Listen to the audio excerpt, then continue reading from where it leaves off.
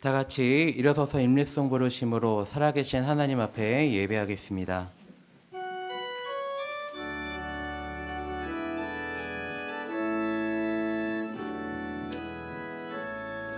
하늘의 문을 여소서, 이곳을 주목하소서. 주를 향한 노래가 꺼지지 않으니 하늘을 열고 보소서. 이곳에 임재하소서. 주님을 기다립니다. 기도의 향기가 하늘에 닿으니 주여 임재하여 주소서. 이곳에 오셔서 이곳에 앉으소서. 이곳에서 드리는 예배를 받으소서. 주님의 이름만이 오직 주의 이름만 이곳에 있습니다. 우리의 능력 되시는 하나님을 향하여 기쁘게 노래하며 야곱의 하나님을 향하여 즐거이 소리칠지어다. 우리의 기쁨의 이유가 되시는 여호와 하나님을 찬양합니다. 이 시간 홀로 찬양 받으시고 높임 받아 주옵소서. 예수님의 이름으로 기도드립니다. 아멘.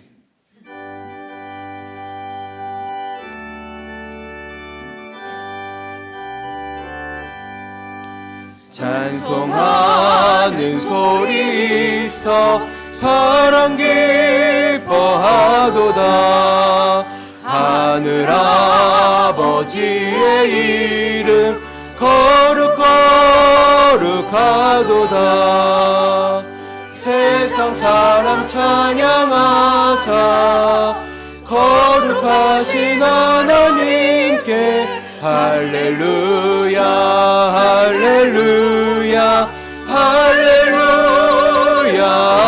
아멘. 하나님의 나라 권세 영원토록 있도다. 하나님의 영광 나라 거룩하도다. 하늘 보좌 계신 주님 세상 주관하시도다. 할렐루야 할렐루야 할렐루야 아멘. 하나님의 크신 섭리 그 뜻대로 되도다. 우리 아버지의 뜻은 거룩하도다. 주여 속히 마소서. 기쁜 날을 주옵소서. 할렐루야 할렐루야 할렐루야 아멘. 아멘. 나는 전능하신 아버지 하나님 천지의 창조주를 믿습니다. 나는 그의 유일하신 아들 우리 주 예수 그리스도를 믿습니다. 그는 성령으로 잉태되어 동정녀 마리아에게서 나시고 본디오 빌라도에게 고난을 받아 십자가에 못 박혀 죽으시고 장사된 지 사흘 만에 죽은 자 가운데서 다시 살아나셨으며 하늘에 오르시어 전능하신 아버지 하나님 우편에 앉아 계시다가 거기로부터 살아있는 자와 죽은 자를 심판하러 오십니다. 나는 성령을 믿으며 거룩한 공교회와 성도의 교제와 죄를 용서받는 것과 몸의 부활과 영생을 믿습니다. 아멘.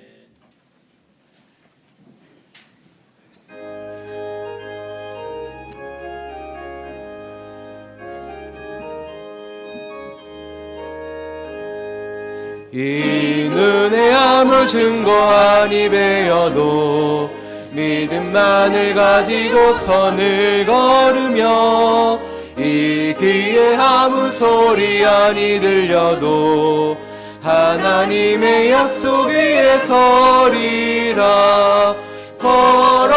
걸어가세 믿음 위에 서서 나가세 나가세 의심 버리고 걸어가세 믿음 위에 서서 눈 가기에 아무 증거 없어도 이 눈이 보기에는 어떠하든지 이미 얻은 증거대로 늘 믿으며 이 맘에 의심 없이 살아갈 때에 우리 소원 주 안에서 이루리.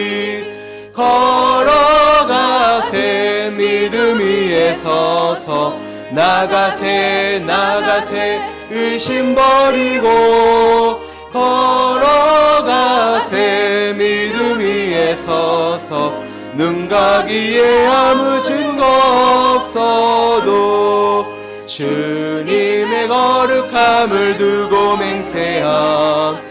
주 하나님 아버지는 참 이쁘다. 그 귀한 모든 약속 믿는 자에게 능치 못할 무슨 일이 있을까. 걸어가세 믿음 위에 서서 나가세 나가세 의심 버리고 걸어가세 믿음 위에 서서 눈 가기에 아무 증거 없어도.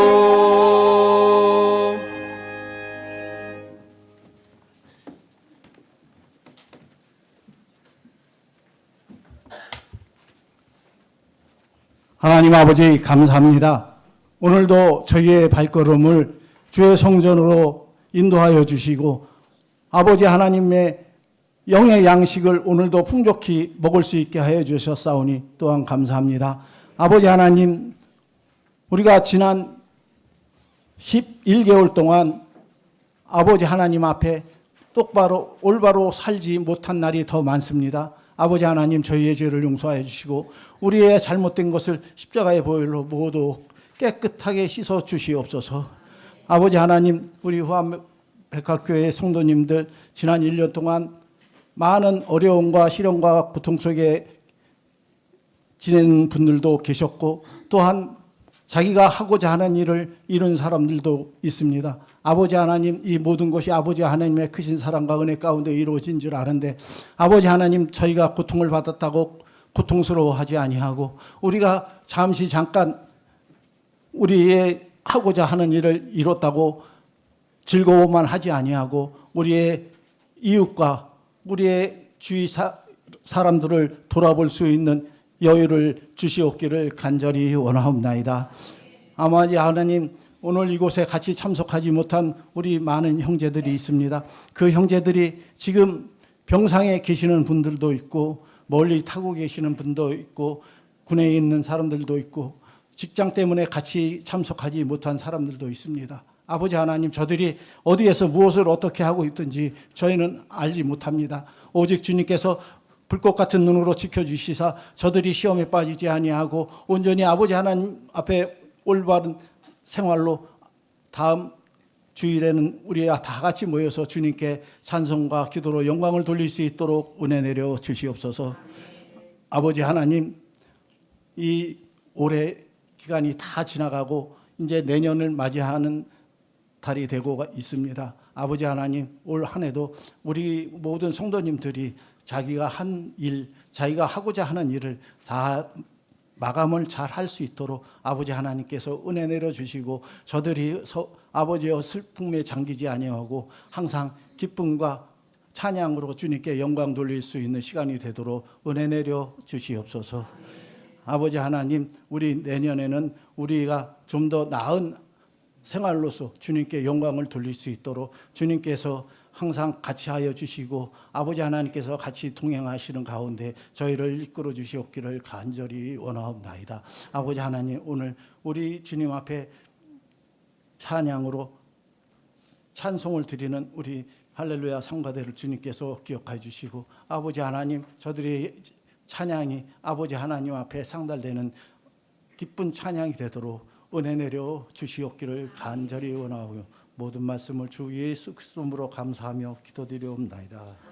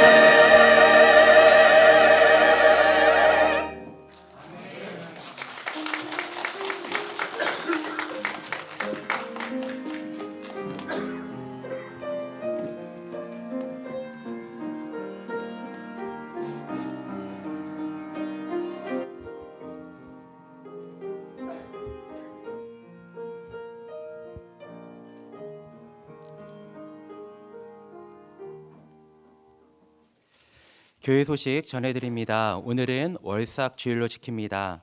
온가족 새정예회가 돌아오는 토요일 오전 6시 본당에서 있습니다.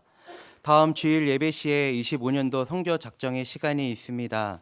기도로 준비해 주시고 선교 사역에 함께 동역해 주시기를 바랍니다. 정기 당회와 안나의 정기 총회가 오늘 오후에 있습니다. 각 기관 총회가 다음 주일에 있습니다. 총회를 마치신 기관은 총회 결과를 사무실에 제출해 주시길 바랍니다. 25년도 봉사자를 모집합니다. 교회 섬김의 손길이 필요한 곳에서 함께 동역해 주시기를 바랍니다. 호암동 교동협의회와 함께하는 성탄 예배가 다음 주일 오후 2시에 영죽교회에서 있습니다. 한가족 돕기 후원과 호암동 교동협의회와 함께하는 사랑의 쌀 모금에 동참해 주시길 바랍니다. 참여를 희망하시는 분은 본당지 신청란에 적어주시고 사랑의 쌀 헌금은 다음 주일까지 마련된 헌금 봉투에 헌금해 주시기 바랍니다. 기타 자세한 내용은 주보를 참고해 주시면 되겠습니다. 오늘 우리에게 주신 하나님의 말씀은 사도행전 20장 17절부터 38절입니다. 신약 223쪽입니다. 사도행전 20장 17절부터 38절 말씀 읽도록 하겠습니다. 바울이 밀레드에서 사람을 에베소로 보내어 교회 장로들을 청하니 오매 그들에게 말하되 아시아에 들어온 첫날부터 지금까지 내가 항상 여러분 가운데서 어떻게 행하였는지를 여러분도 아는 바니 곧 모든 겸손과 눈물이며 유대인의 관계로 말미암아 당한 시험을 참고 주를 섬긴 것과 유익한 것은 무엇이든지 공중 앞에서나 각 집에서나 거리낌이 없이 여러분에게 전하여 가르치고 유대인과 헬라인들에게 하나님께 대한 회개와 우리 주 예수 그리스도께 대한 믿음을 증언한 것이라. 보라, 이제 나는 성령에 매여 예루살렘으로 가는데 거기서 무슨 일을 당할는지 알지 못하노라. 오직 성령이 각 성에서 내게 증언하여 결박과 환난이 나를 기다린다 하시나 내가 달려갈 길과 주 예수께 받은 사명 곧 하나님의 은혜의 복음을 증언하는 일을 마치려 하면은 나의 생명조차 조금도 귀한 것으로 여기지 아니하노라. 보라, 내가 여러분 중에 왕래하며 하나님의 나라를 전파하였으나 이제는 여러분이 다 내 얼굴을 다시 보지 못할 줄 아노라. 그러므로 오늘 여러분에게 증언하거니와 모든 사람의 피해에 대하여 내가 깨끗하니 이는 내가 꺼리지 않고 하나님의 뜻을 다 여러분에게 전하였음이라. 여러분은 자기를 위하여 또는 온 양떼를 위하여 성가라. 성령이 그들 가운데 여러분을 감독자로 삼고 하나님의 자기 피로 사신 교회를 보살피게 하셨느니라.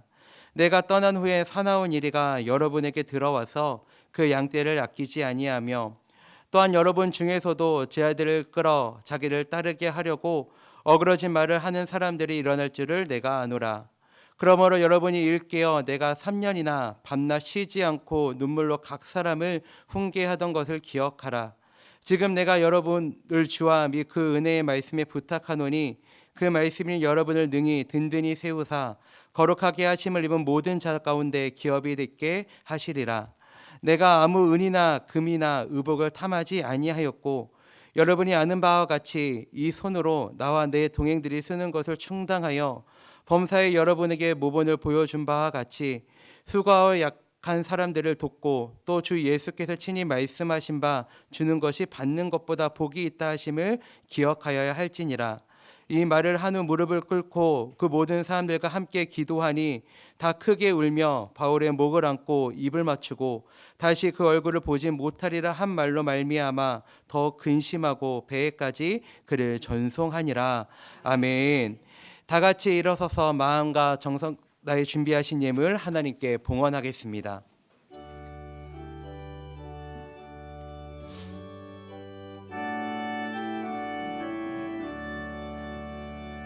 내게 있는 모든 것을 아낌없이 드리네. 사랑하고 의지하며 주만 따라 살리라. 주께 드리네. 주께 드리네. 사랑하는 그 주 앞에 모두 드리네. 내 것을 겸손하게 드리네. 세상 욕심 멀리하니 나를 받아주소서. 주께 드리네, 주께 드리네. 사랑하는 그 주 앞에 모두 드리네. 내게 있는 모든 것을 주를 위해 드리네. 주의 성령 충만하게 내게 내려주소서. 주께 드리네, 주께 드리네. 사랑하는 그 주 앞에 모두 드리네.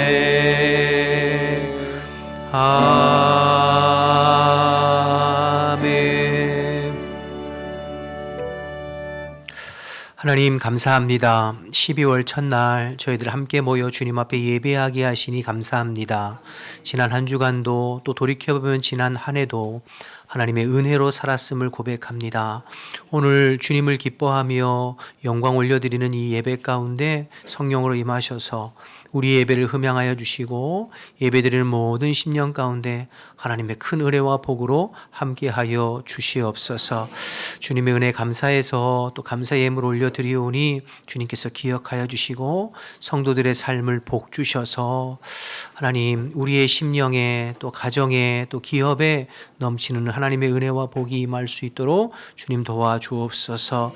특별히 12월에 대강절을 맞이해서 이 땅에 우리를 구원하시기 위해서 오신 아기 예수님과 또 다시 오마 약속하신 재림의 예수님을 또 기다리고 사모하는 저희들의 심령이 되게 하시고 또 그 사랑을 주변의 이웃들과 함께 나누는 복된 성탄절과 연말이 될 수 있도록 주님 인도하여 주옵소서. 남은 시간 동안 저희들 한 해를 잘 마무리하고 또 내년을 잘 준비해서 언제나 한결같이 주님의 기쁨이 되는 우리 모두가 될 수 있도록 아버지 도와주옵소서.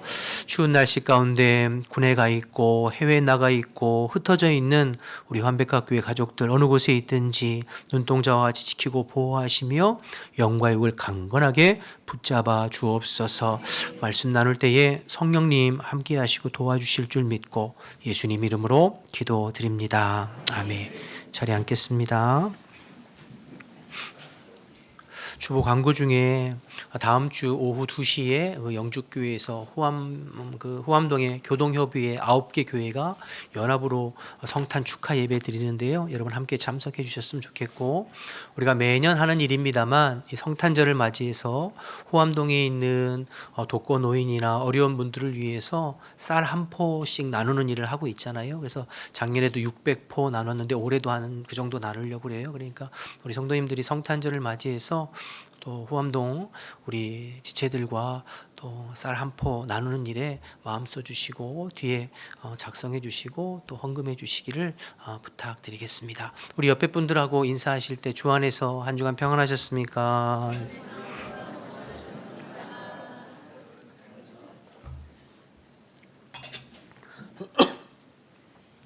오늘 사도행전 20장 후반부 말씀인데요. 지금 우리는 바울이 3차 전도 여행을 이제 마치고 예루살렘으로 복귀하는 그 복귀의 여정들을 살펴보고 있는 중에 있습니다. 지난 3년간 에베소에서 열심히 목회한 바울이 사역을 마치고 마게도니아 지역과 아가야 지역에 있는 교회들을 돌아보고 그리고 원래는 이제 고린도에서 배를 타고 예루살렘으로 가서 성도들이 헌금한 헌금을 예루살렘 교회에 전해주고 본인은 이제 로마로 가려고 했었잖아요. 19장 21절 나온 것처럼요. 그런데 그 고린도에서 바울이 배를 타려고 할 때 바울을 해치려고 하는 사람이 그 배에 함께 탄다고 하는 첩보를 접하게 되죠. 그래서 어쩔 수 없이 배를 타지 못하고 다시 왔던 길을 되돌아서 육로로 이제 드로아까지 오게 되는 과정을 지난주에 우리가 살펴보았습니다. 있습니다. 드로아에 도착한 바울이 약 일주일 동안 머물면서 힘쓰고 애쓴 것은 역시 말씀을 전하고 가르치는 것이었죠. 밤늦게까지 말씀을 전한 까닭에 유두고라고 하는 청년이 졸음을 이기지 못하고 난간에서 떨어져서 죽었다가 다시 살아나는 그러한 일도 있을 만큼 바울은 가는 곳마다 어쨌든 최선을 다해서 성도들에게 한 말씀이라도 더 전하고 가르치려고 애를 썼어요. 바울이 그렇게 한 이유는 바울이 자신의 사역의 기간이 이제 얼마 남지 않았다는 것을 알고 있었거든요. 그렇기 때문에 기회가 주어지면 최선을 다해서 성도들에게 한 말씀이라도 더 전하려고 힘썼던 거죠. 그리고 일주일 후에 이제 다시 예루살렘을 향하여서 드로아에서 출발하는데요. 오늘 본문은 중간에 밀레도라고 하는 항구 도시에서 북쪽으로 약 45km 정도 떨어진 에베소, 바울이 지난 3년간 목회했던 그 에베소 교회의 장로들을 밀레도에 초청해서 그들에게 이제 마지막 고별 설교하는 내용이 이제 오늘 본문의 내용입니다. 그럼 바울이 왜 에베소로 직접 들어가지 않고 밀레도에서 에베소 교회 장로들을 초청하고 청했는가? 그 이유에 대해서는 오늘 본문 바로 앞에 있는 16절 말씀에 이유가 나와 있는데요. 바울이 오순절 전에 예루살렘으로 들어가려고 지체하지 않기 위해서 그렇게 했다 기록하고 있죠. 아마도 바울은 오순절 하면 절기잖아요. 오순절에 흩어져 있는 전 세계 디아스포라 유대인들이 예루살렘으로 모이는 절기니까 그 전에 들어가서 예루살렘에 모인 그 디아스포라 유대인들에게 복음을 전하고 싶은 마음이 있었던 것 같아요. 그래서 될 수 있으면 빨리 가려고 지금 마음이 급한 거죠. 그런데 에베소를 중간에 들리면 우리가 지금까지 살펴봤지만 바울이 에베소에서 3년 목회했잖아요. 그러니까 들어가면 바울을 찾아오고 또 바울이 만나야 될 사람들 그들에게 말씀을 가르치고 또 교제하고 시간이 많이 지체되니까 그렇다고 그냥 지나칠 수는 없고 그래서 이제 밀레도에서 에베소 교회 핵심 리더들인 장로들을 초청해서 그들에게 마지막으로 당부하고 이제 떠나는 그 내용이 그들에게 당부하는 고별 설교가 오늘 본문 우리가 읽은 내용이거든요. 자, 그런데 제가 한 주간 동안 말씀을 묵상하면서 이상한 점 하나를 발견했어요. 13절을 한번 가보시면 오늘 본문 방울 위에 13절을 보면 우리는 앞서 배를 타고 아소에서 바울을 태우려고 그리로 가니 이는 바울이 걸어서 가고자 하여 그렇게 정하여 준 것이라 이렇게 했잖아요. 그러니까 드로아에서 함께 배 타고 아소와 미둘렌에 거쳐서 밀레도로 가면 편하고 빠르거든요. 근데 바울이 드로아에서 일주일 사역을 마친 다음에 모든 동역자들과 지체들은 배를 타고 먼저 보내고 본인은 혼자 아소까지 걸어서 갔다는 이야기예요. 드로아에서 아소까지는 약 34km 정도 떨어진 거리인데 제가 네이버에 이렇게 검색해 보니까 서울에서 수원까지 정도 되더라고요. 그러니까 상당히 되는 거리잖아요. 그 길을 바울이 지금 혼자 걸어갔다는 얘기예요. 15절에 보면 바울이 그렇게 정하여 준 것이라 라고 얘기했으니까 바울이 의지였다는 거잖아요. 자기가 그렇게 하고 싶어서. 그럼 왜 바울이 드로아에서 아소까지 혼자 걸어갔을까요? 궁금하지 않으세요?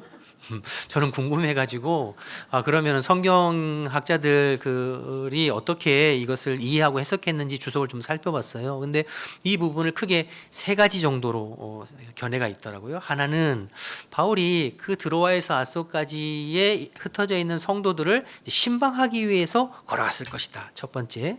두 번째는 바울이 배를 타는 것에 대한 부담감. 고린도에서 자기 해야 할 사람이 있었으니까 그래서 배를 타지 않고 걸어가고 싶었을 것이다. 두 번째. 세 번째는 바울이 혼자 걸어가고 싶어서 그랬을 것이다. 이 세 가지더라고요. 여러분은 어떤 게 맞는 것 같으세요? 네. 물론 성경에 그 이유를 드러내고 있지 않기 때문에 정확하게는 알 수 없어요. 그런데 저는 아무래도 세 번째 같아요. 네, 세 번째. 바울이 혼자 걷고 싶었던 거죠. 저는 이 부분이 은혜가 되더라고요. 여러분 지금 바울이 지난 일주일 동안 드로아에서 뭐 했죠? 밤낮 쉬지 않고 말씀 사역했어요. 밤이 늦게까지 말씀 가르쳤죠. 그리고 이제 드로아에서 아소까지 갈 때 일행을 먼저 보내고 혼자 조용히 걷는 거죠. 계속 혼자 걷는 게 아니에요. 아소부터는 또 배를 타고 계속 같이 이동을 해요. 그런데 드로아에서 아소까지 그 34km는 혼자 걸어요. 왜 그랬을까? 무슨 의미일까? 아마도 바울이 그 길을 걸으면서 혼자 조용히 주님과 독대하는 시간이 아니었을까 생각이 돼요. 혼자 조용히 길을 걸으면서 마음도 정리하고 기도하면서 앞으로 예루살렘 올라가서 겪게 될 일들에 대해서 성령 안에서 바라보고 그리고 마음을 각오를 다지는 그 시간이 드로아에서 아소까지 홀로 걷는 시간이 아니었을까 이렇게 생각이 되어져요. 제가 이 말씀 묵상하면서 우리 예수님이 떠올랐어요. 여러분 예수님도 똑같았지 않았습니까? 늘 제자들과 함께 다니면서 하루 종일 사역하셨어요. 그래서 말씀도 가르치시고 연약한 사람들 병도 고쳐주시고 귀신도 쫓아주시고 늘 사역을 함께 했는데 그러나 예수님도 중간중간에 항상 제자들을 먼저 보내고 홀로 떨어져 계신 적이 가끔 있었거든요. 갈릴리 건너편으로 제자들을 먼저 보내고 혼자 산에 가서 기도하시기도 하시고 또 사마리아로 제자들을 먼저 떠나보내고 혼자 뒤에서 걸어가시면서 또 기도하고 계시고 이런 모습들이 있거든요. 누가복음 9장 51절 52절 말씀 보실까요? 누가복음과 사도행전은 같은 저자인 의사 누가가 기록했다는 것을 염두에 두면서 51절 52절 보시면 예수께서 승천하실 기약이 차감해 예루살렘을 향하여 올라가기로 굳게 결심하시고 사자들을, 여기 사자들은 제자들이에요, 앞서 보내심에 그들이 가서 예수를 위하여 준비하려고 사마리아의 마을로 들어가고 예수님을 뒤따라갔다, 이런 뜻이거든요. 예전에 제가 누가복음 강의할 때 사도행전 전에 말씀드렸습니다만 사실 누가복음 9장 51절 말씀은 되게 의미가 있는 구절이에요. 왜냐하면 1장부터 9장 50절까지는 예수님께서 북쪽 갈릴리 지역의 사역을 기록한 내용이고 9장 51절부터 19장 27절까지가 예루살렘으로 향하여 걷는 소위 말하는 기류의 본문이거든요. 예루살렘을 향하는 그 길에서 있었던 여러 가지 사건들. 그리고 19장 28절부터 마지막까지가 예루살렘에서 일주일의 사역, 이렇게 누가복음은 크게 구분할 수 있어요. 그런데 오늘 지금 9장 51절에 보면 예수님께서 북쪽 갈릴리 사역을 마무리하시고 이제 예루살렘 십자가를 향하여서 걸어가시는 그 첫 모습에 제자들을 먼저 사마리아로 보내시고 홀로 뒤에 남으셔서 걸어가시는 모습이 나오거든요. 그럼 예수님이 그 시간에 뭐 하셨을까?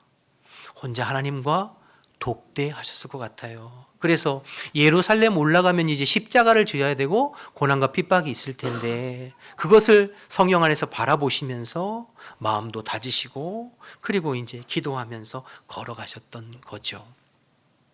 오늘 지금 본문에 사도 바울의 모습도 비슷하죠. 아마 누가복음과 사도행전을 기록한 의사 누가가 의도를 가지고 이 바울의 모습이 예수님의 모습과 이렇게 겹치도록 그렇게 독자들에게 의도를 가지고 쓴 것이 아닌가 또 그렇게 생각이 듭니다.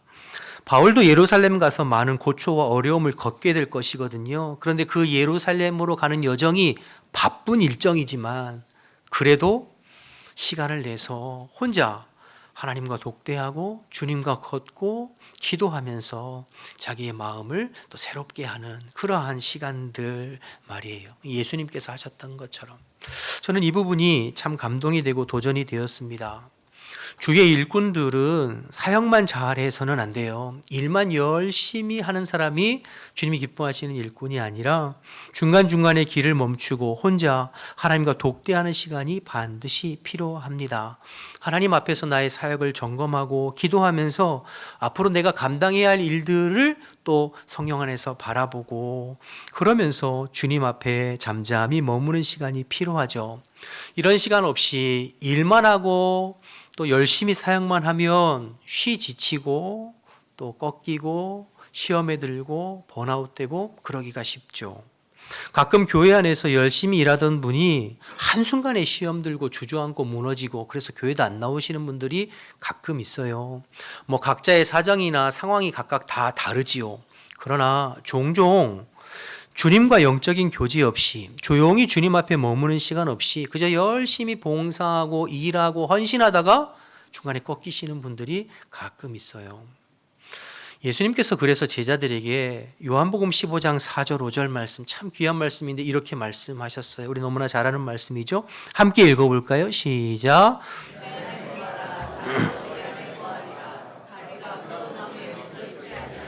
스스로 열매 맺을 수 없음 같이 너희도 내 안에 있지 아니하면 그러하리라. 나는 파도나무요 너희는 가지라. 그가 내 안에 내가 그 안에 거하면 사람이 열매를 많이 맺나니 나를 떠나서는 너희가 아무것도 할 수 없다. 주님은 열매를 원하시는데 그 주님이 원하시는 열매는 우리가 주님께 붙어 있고 주님과 교제하고 주님과 사귐하면서 주님으로 인하여서 맺는 열매를 주님이 원하시는 거죠. 그냥 내 힘과 내 노력과 내 열정과 내 열심 가지고 내가 원하는 열매 맺는 것이 아니라 늘 주님 안에 머물고 주님과 영적으로 교제하고 주님과 사귐하면서 주님이 나를 통해서 맺게 하시는 열매를 맺어가는 것, 그게 주님이 기뻐하시는 일꾼과 사역자들이거든요. 그래서 사역보다 사귐이 중요한 것이죠. 바울은 오늘 이 바쁜 일정 속에 빨리 예루살렘 가야 하지만 그러나 그럴 때일수록 혼자 걸으면서 주님과 독대하고 주님과 사귐하는 이 모습을 통해서 저와 여러분도 일상에 바쁘시지만 여러 가지 일과 사역과 또 헌신이 바쁘지만 그러나 항상 시간을 내어서 주님과 만나고 주님 안에 머물고 주님과 독대하는 그러한 시간이 있으시기를 주님의 이름으로 축복합니다. 우리가 고속도로를 차를 타고 달릴 때 쉼없이 달리지 않고 중간에 휴게소에 들려서 기름도 놓고 또 충전하고 또 그래서 또 달려가잖아요. 끝까지. 마찬가지죠. 우리가 인생길 걸어가면서 또 주님 맡겨주신 이 사명의 길 걸어가면서 쉼없이 달려가는 것이 아니라 중간중간 시마다 때마다 주님 안에 머물고 잠시 길을 멈추고 주님과 독대함으로 주님이 공급하시는 힘과 능력으로 우리에게 맡겨진 사명의 길 끝까지 완주하는 저와 여러분 다 되시기를 주님의 이름으로 축복합니다. 자, 이렇게 밀레도에 도착한 바울이 에베소에서 장로들을 불러서 그들에게 고별 설교를 하는데요. 고별 설교를 한다고 해서 우리처럼 예배드리고 강단에서 설교한 것이 아니라 함께 둘러서 두런두런 이야기하고 그리고 마지막 부탁하고 당부하는 것이겠죠. 17절과 18절 말씀을 한번 보시죠. 이렇게 설교를 시작하는데요. 17절, 18절. 바울이 밀레도에서 사람을 에베소로 보내어 교회 장로들을 청하니 오매 그들에게 말하되 아시아에 들어온 첫날부터 지금까지 내가 항상 여러분 가운데서 어떻게 행하였는지를 여러분도 아는 바입니다. 이렇게 설교를 시작하고 있죠. 주목할 것은 바울이 아시아 에베소를 뜻하잖아요. 그 에베소에 들어온 첫날부터 지금까지 내가 여러분에게 어떻게 말했는지를 여러분들 기억합니다. 이렇게 말하지 아니하고 내가 여러분들에게 어떻게 행했는지를 여러분이 아는 바입니다. 이렇게 말하고 있다는 점이죠. 내가 말한 것이 아니라 내가 행한 것을 여러분 기억하고 있습니다. 이렇게 말하는 거죠. 그러니까 나의 삶을, 나의 행위를, 나의 행함을 여러분들이 알고 있습니다. 그럼 바울이 어떻게 살았나, 어떻게 행했나 19절 보실까요?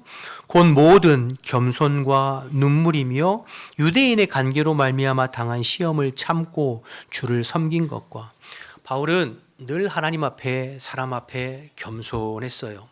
그리고 늘 영혼들을 향한 눈물의 기도가 있었죠. 맡겨진 영혼들을 위해서 늘 기도하고 그 다음에 유대인의 관계로 말미암아 당한 시험을 참았다고 그랬잖아요. 그러니까 바울은 항상 가는 곳마다 그 유대인들의 비방과 공격을 받았잖아요. 회당에서도 그랬고 그 도시를 떠날 때까지 항상 유대인들의 공격과 비방을 받았죠. 아마 에베소에서 3년 목회하는 동안에도 이 유대인들의 관계와 시험과 비방이 있었던 것 같아요. 그런데 내가 3년 동안 그것들을 잘 참고 인내하면서 사역하고 목회한 것을 여러분들이 알고 있습니다. 이렇게 말하는 것이죠. 또 20절에 보시면 20절에 유익한 것은 무엇이든지 공중 앞에서나 각 집에서나 거리낌이 없이 여러분에게 전하고 가르쳤습니다. 때와 장소를 가르지 아니하고 말씀을 가르쳤다는 거죠. 그 말씀이 꼭 성도들에게 유익하고 꼭 필요한 말씀이라면 거리낌 없이 눈치 보지 않고 담대히 전했다는 거예요.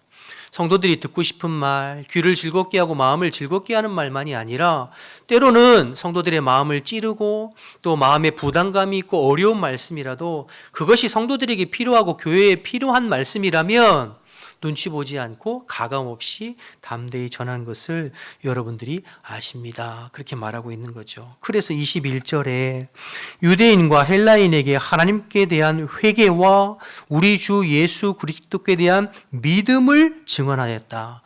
회개와 믿음을 함께 전했다고 그러는 거죠.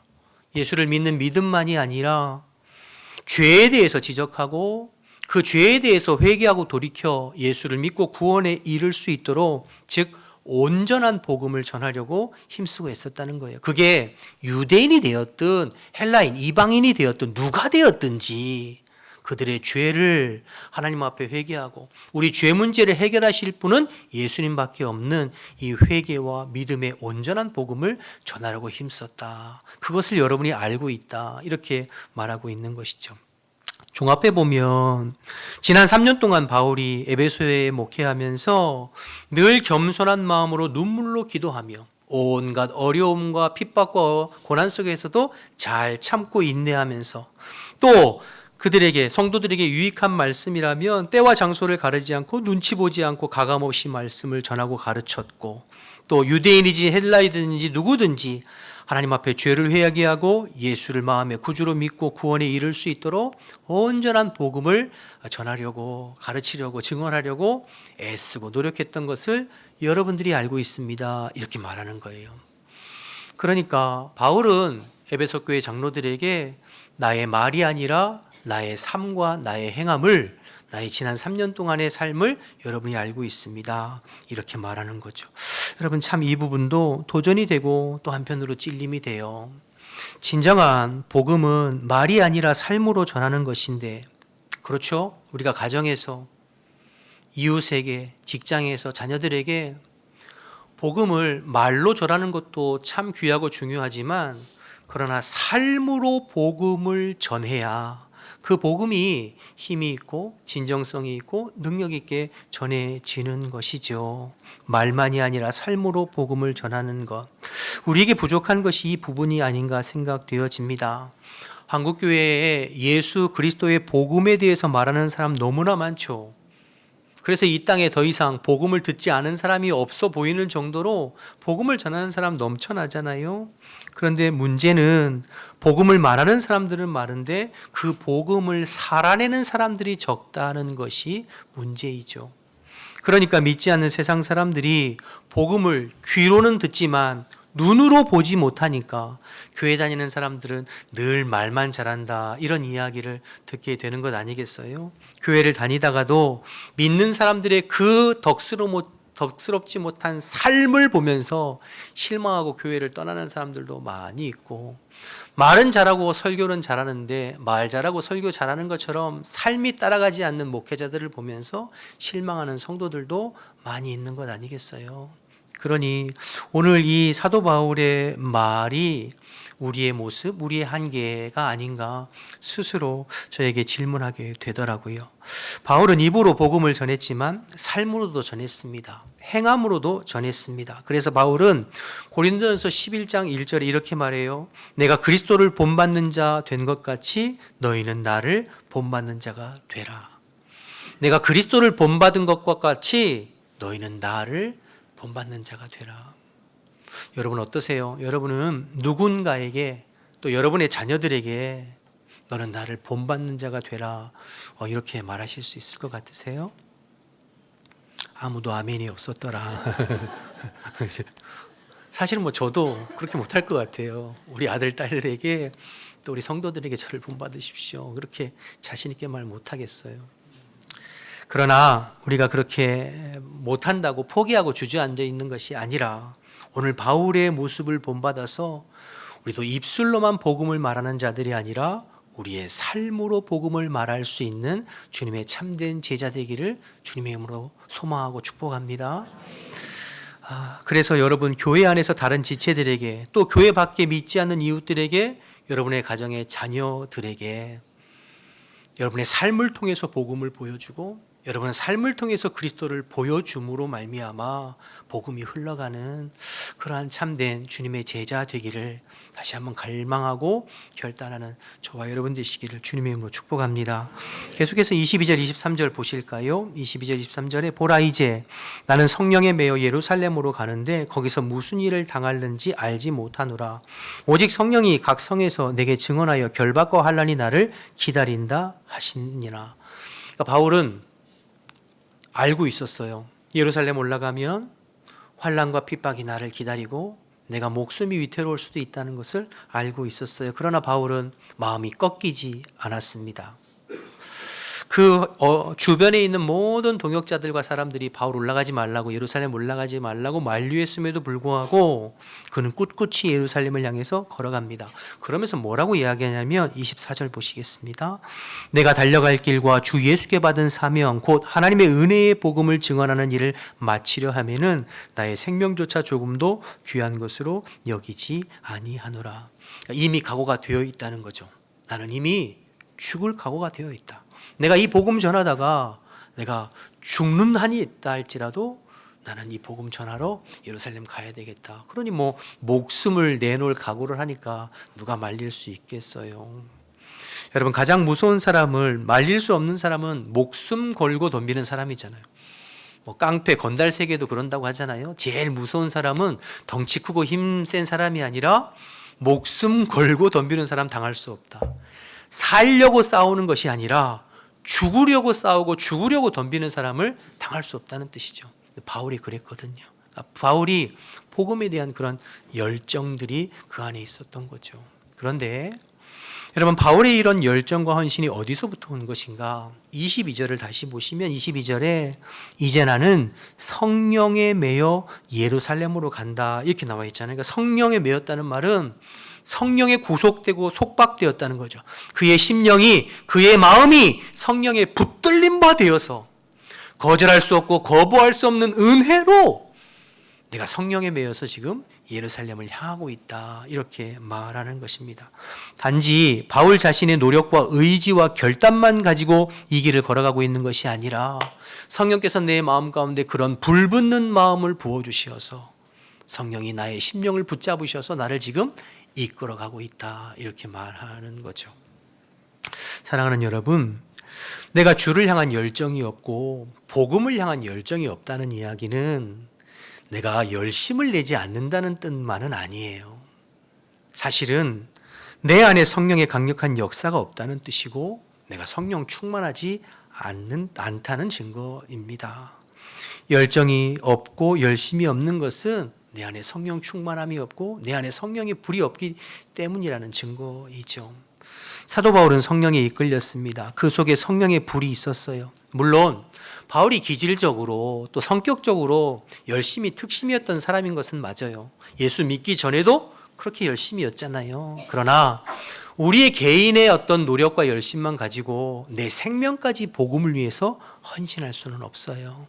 오직 성령에 매인받고 성령에 붙들리고 성령의 충만함을 받을 때 죽음을 불사하고라도 이 복음 증거하는 길을 걸어갈 수 있게 되는 것이죠. 사랑하는 여러분, 저와 여러분도 이런 열정이 있기를 주님의 이름으로 축복합니다.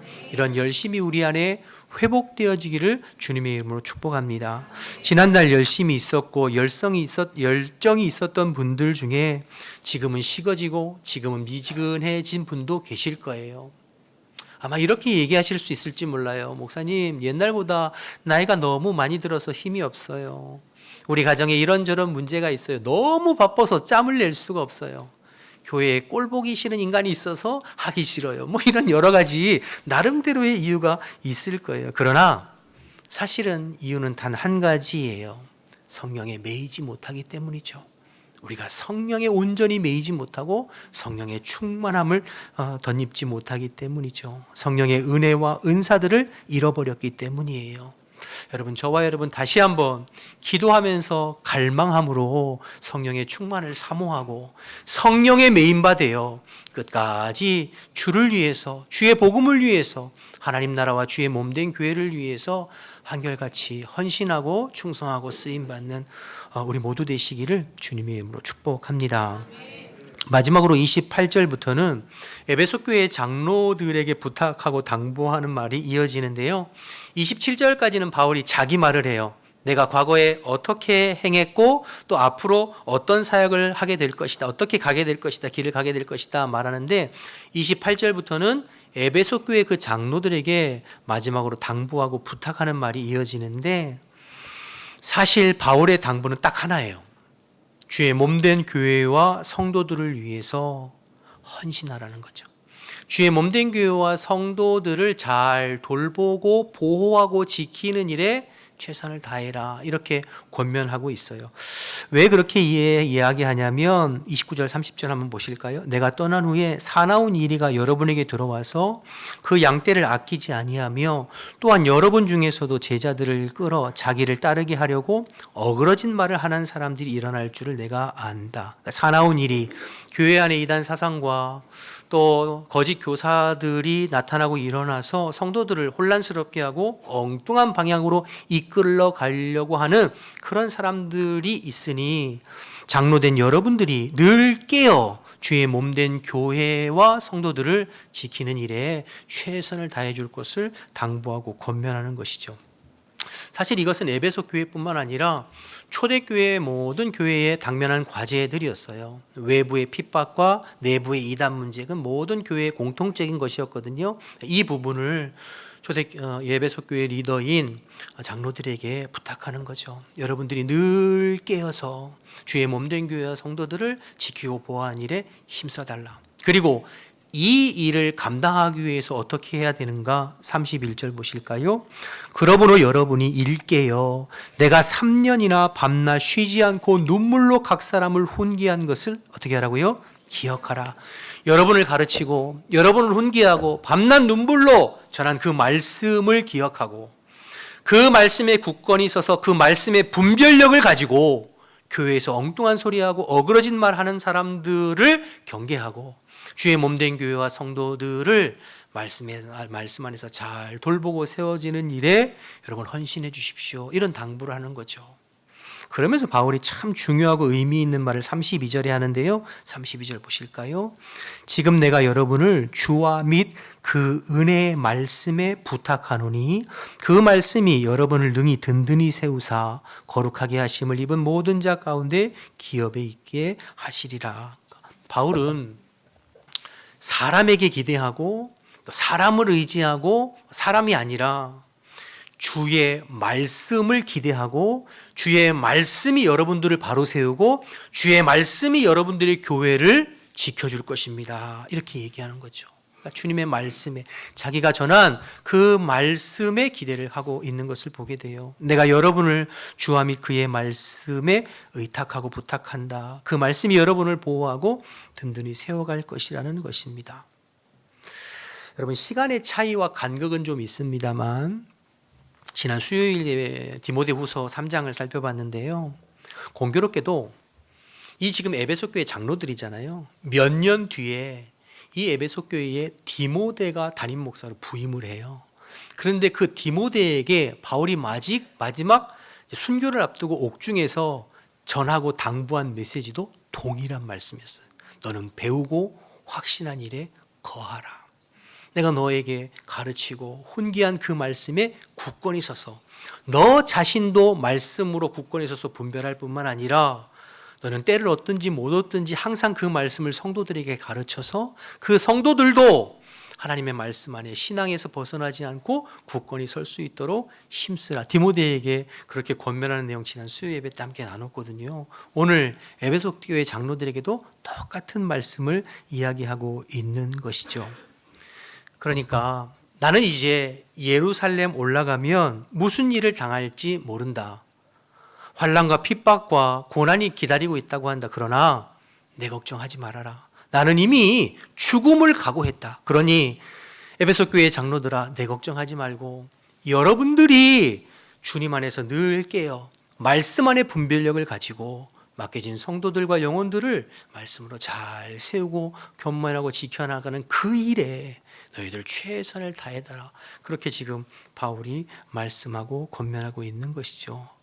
그래서 여러분, 교회의 리더들은 말씀의 사람이어야 합니다. 말씀의 분별력과 지혜가 있어야 해요. 말씀으로 자신의 신앙도 지키고 바로 세워갈 뿐만 아니라 또 주변에 있는 성도들을 주의 말씀의 근거에서 바로 세워져 가고 잡아줘 가는 사람이 교회의 리더들입니다. 그래서 바울은 가는 곳마다 이 말씀을 전하고 가르치는 일에 최선을 다했어요. 바른 말씀이 바른 신앙생활을 이끈다는 것을 바울이 알고 있었기 때문이죠. 오늘 바울이 에베소 교회 장로들에게 당부하는 이 말씀이 저와 여러분에게 주시는 하나님의 말씀으로 들려지게 되기를 주님의 이름으로 축복합니다.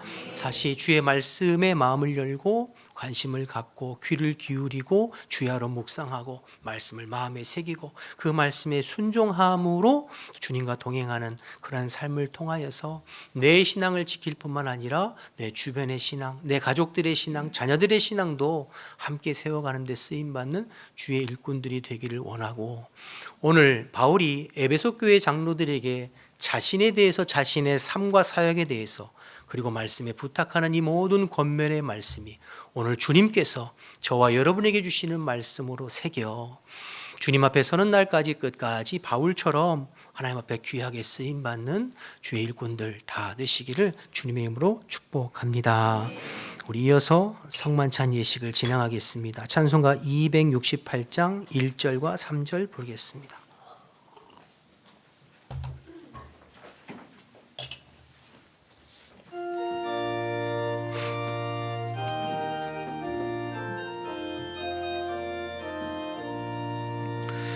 죄에서 자유를 얻게 함은 보혈의 능력, 주의 보혈, 시험을 이기고 승리하니 참 놀라운 능력이로다. 주의 보혈 능력이 또다. 주의 피 믿어 주의 보혈 그 어린 양의 매우 귀중한 피로다. 눈보다 더 이게 맑히는 것 보혈의 능력, 주의 보혈 부정한 모든 것 맑히시니 참 놀라운 능력이로다. 주의 보혈 능력이 또다. 주의 피 믿어 주의 보혈 그 어린 양의 매우 귀중한 피로다. 세례받은 분이나 구원의 확신이 있는 분은 누구나 성찬에 참여할 수 있습니다. 그러나 성경에 말씀하시기를 누구든지 주의 떡이나 잔을 합당하지 않게 먹고 마시는 자는 주의 몸과 피에 대해서 죄를 짓는 것이라. 사람이 자기를 살피고 그 후에야 이 떡을 먹고 이 잔을 마실지니 주의 몸을 분별하지 못하고 먹고 마시는 자는 자기 죄를 먹고 마시는 것이라 말씀하셨습니다. 이 시간 이 말씀에 의지해서 주의 성찬에 참여하기 전에 우리의 죄를 자백하고 또 주신 말씀들을 생각하면서 함께 우리 통성으로 기도할 때 성찬위원들 입성해 주시기 바랍니다. 우리 주님을 한번 부르고 기도하겠습니다. 주여, 하나님 아버지, 오늘도 저희들 은혜 베풀어 주시어서 말씀 나누고 주님의 만찬 성만찬 예식을 진행할 수 있도록 은혜 베풀어 주셔서 감사합니다. 주의 말찬에 임하기 전에 우리 자신을 돌아봅니다. 하나님의 말씀에 비추어 부끄럽고 연약한 하나님 종의 마음과 심령과 삶을 주님 앞에 회개합니다. 예수님의 십자가에 거룩하신 보혈로 아버지 종의 모든 죄와 허물을 하나님 연약함을 씻어주시고 주님의 성만찬을 통하여서 그리스도와 함께 연합하고 그리스도 안에서 형제와 자매와 연합하는 복된 시간 될 수 있도록 주님 인도하여 주옵소서. 저희들이 부끄럽고 연약하지만 주님 앞에 담대히 설 수 있는 것은 우리를 위해서 십자가의 보혈을 흘리신 예수님의 보혈을 의지함입니다. 하나님 아버지, 저희들 우리의 모든 죄와 허물을 예수님의 십자가 앞에 내려놓사오니 예수 그리스도의 거룩하신 보혈의 피로 우리의 마음과 심령과 육체를 정결하게 씻어주시고 주님의 만찬에 아버지 임할 수 있는 저희들의 심령과 저희들의 육체가 될 수 있도록 주님 인도하시고 역사하여 주시옵소서. 하늘과 땅의 통치자이신 영원하신 하나님, 주님의 명령을 따라 성만찬 식탁을 마련하였사오니 성령께서 임하여 주시어서 성만찬을 거룩하게 하여 주옵소서. 예수님의 이름으로 기도드립니다. 아멘.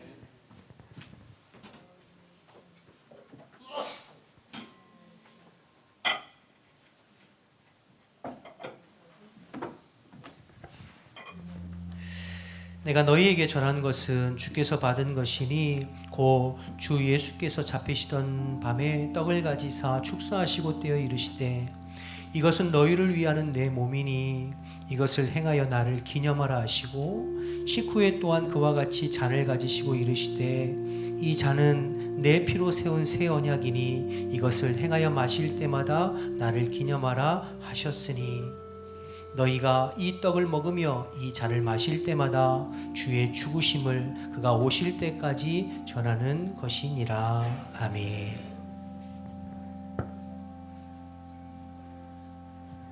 우리가 먹는 이 떡은 우리 몸의 구속을 위해서 주신 예수님의 몸입니다.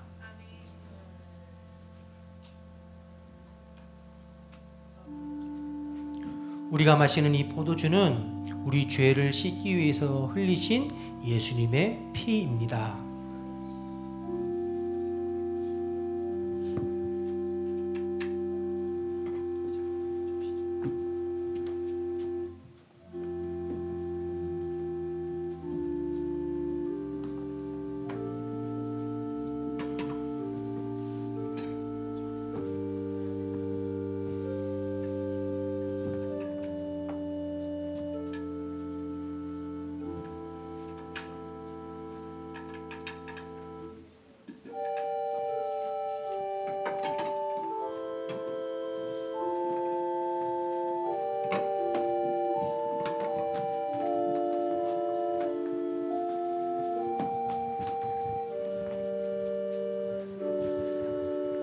내가 여러분에게 전하여 준 것은 주님께로부터 받은 것입니다. 곧 주 예수께서 잡히시던 날 밤에 떡을 손에 드시고 감사 기도 드리신 다음 제자들과 함께 떡을 나누셨습니다.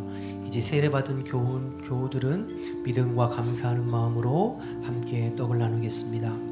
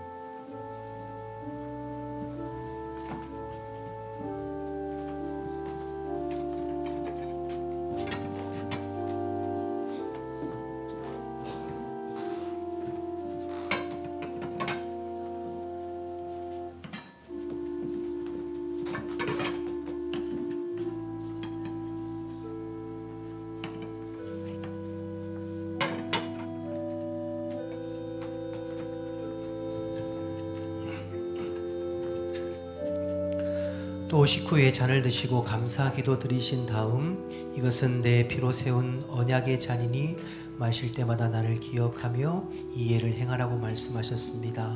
우리 믿음과 감사함으로 잔을 함께 나누겠습니다.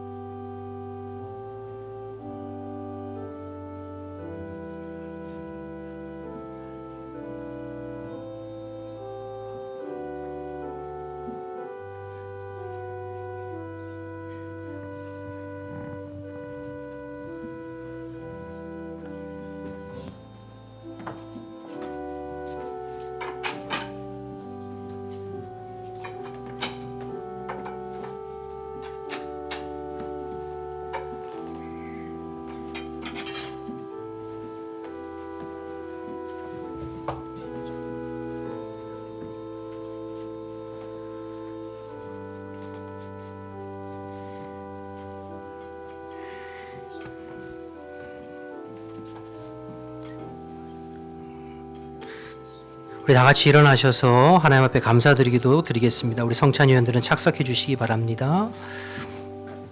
다 같이 일어나셔서 하나님 앞에 감사기도 함께 하겠습니다. 함께 기도합니다. 우리의 허물과 죄를 사하시고 구원하신 하나님 감사합니다. 우리 모두가 성결한 삶을 살게 하여 주옵소서. 하나님의 사람으로 날마다 성장하게 하시고 성령의 인도하심을 따라 승리하기를 원합니다. 부족하고 나약한 우리들을 주의 손으로 붙들어 주옵시고 믿음과 기도로 사명을 감당하게 하옵소서. 하나님과 교회를 섬기는 데 더욱 충성된 사람이 되게 하시고 우리 개인과 가정을 통해 하나님의 뜻을 이루어 주시옵소서. 하나님을 찬양하며 예수님의 이름으로 기도드립니다. 한 번 더 제가 기도합니다. 이제는 우리 주 예수 그리스도의 은혜와 하나님 아버지의 크신 사랑과 성령의 교통하심이 주의 말씀과 성찬으로 은혜 받고 세상으로 나아가는 모든 성도들의 심령 가운데 지금부터 영원토록 함께 하시기를 간절히 축원하옵나이다. 아멘.